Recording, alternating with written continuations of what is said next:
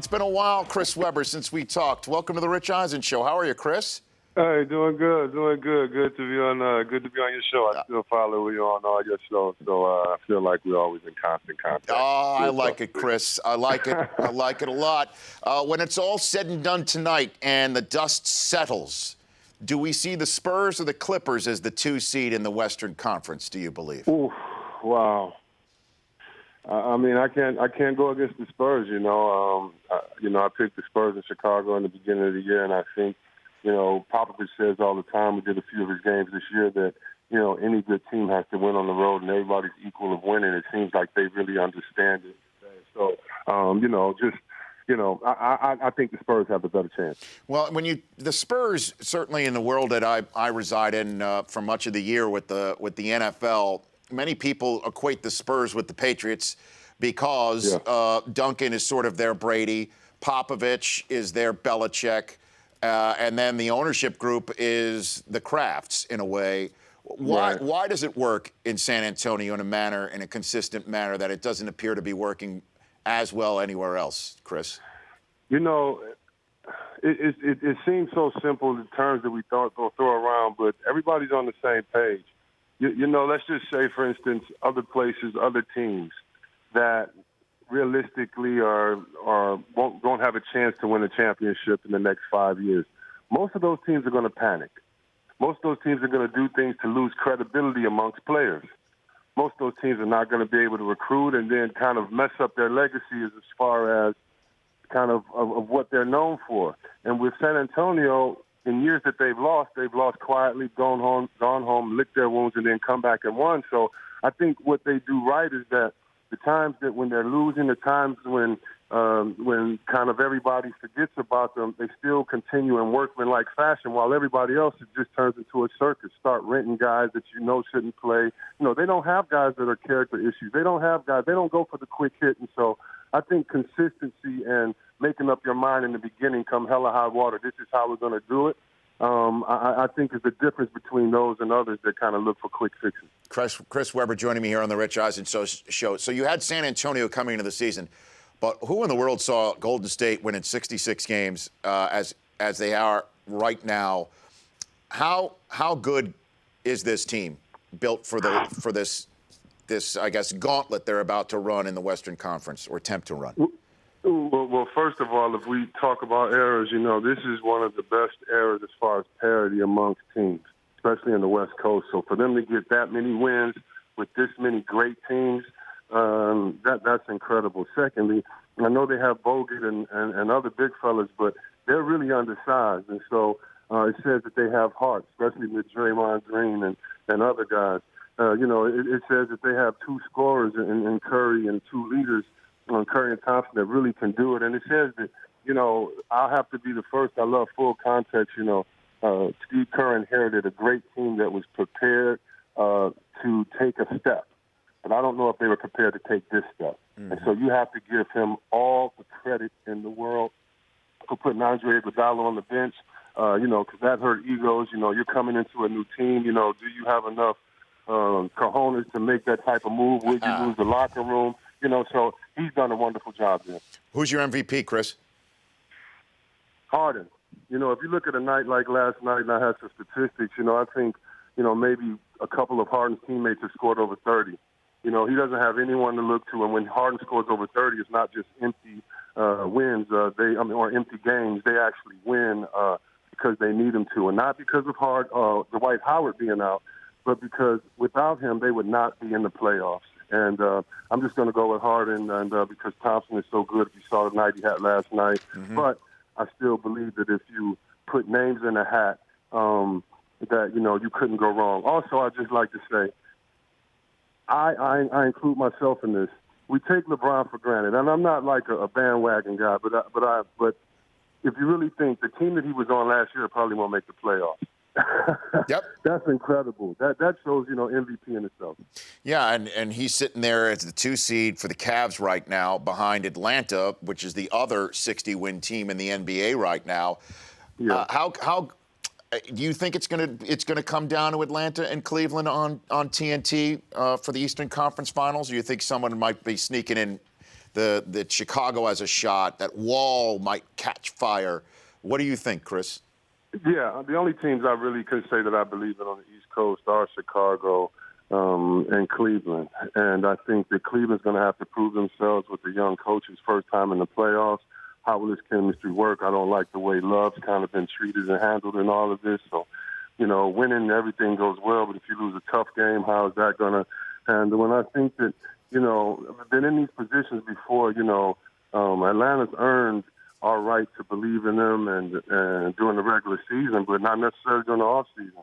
During the playoffs. So they're going to have to prove themselves. And so, no, I don't look at Atlanta as anywhere being the favorite.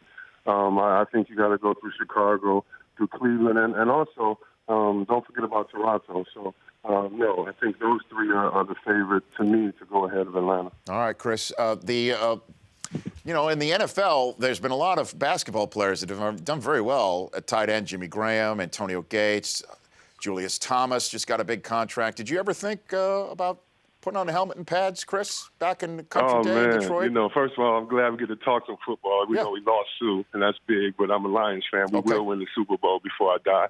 You think? Yeah, I played tight end in high school, man, and I actually was recruited by a lot of schools, but I went to Michigan. I know. Give you a little insight for a visit. Yes. And this has to be, I don't know, my junior, probably 89, 90 or something. Mm-hmm. And I got a chance to go in the locker room. And I walked around with Bo Schembechler, and I was telling him my dreams, and he kind of just laughed. And then I looked at the football players and them, like, hitting their heads against lockers and all this before the game, and I saw how big and strong these guys were, and that it wasn't that I would be the biggest guy on the field, because in basketball at that age, I was the biggest guy on the court. And when I saw that these guys are my height or just a little bit stronger, but are like statues of marble, these guys walking around, I knew then that I had to get out of there. But, yeah, I knew a lot of basketball players, man, that were talented enough to play football, and I always loved seeing the tight ends, especially after they score a dunk, and just remind people where they came from. Yeah, I mean, that time was when Bo was telling Bill Frieder, take a hike. I want a Michigan man coaching a Michigan team, and then eventually your coach, Steve Fisher, came in there. That's probably right around that time, Chris, that you were strolling around that locker room. Yeah, it is around that time. I remember on one of my visits watching Rocket Ismail run one back. No. These are on visits, man. It was incredible. And do you know, I hate that I forgot his name, but when we played Ohio State, this was one of the best times. We made it to the Final Four. Yeah. But the tight end on that team, the power forward on that team was a tight end with Tampa Bay when they won the championship. You know what I'm talking about? Which, Chris, Chris is look it up. Off the top of my head, I don't know.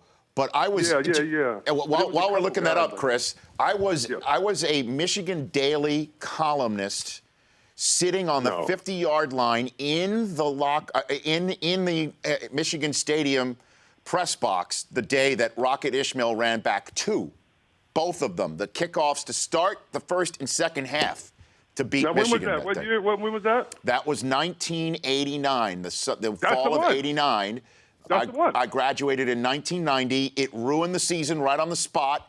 And Michigan, Notre Dame. You were there that day, because I was there that day. I was there that day. You know what? I'm really glad that it was, because I knew I went on a couple Michigan State visits, but I remember him running and kind of posing in the end zone and everything like that. But yeah, that was cool, man. It was an awful day. It was an awful day.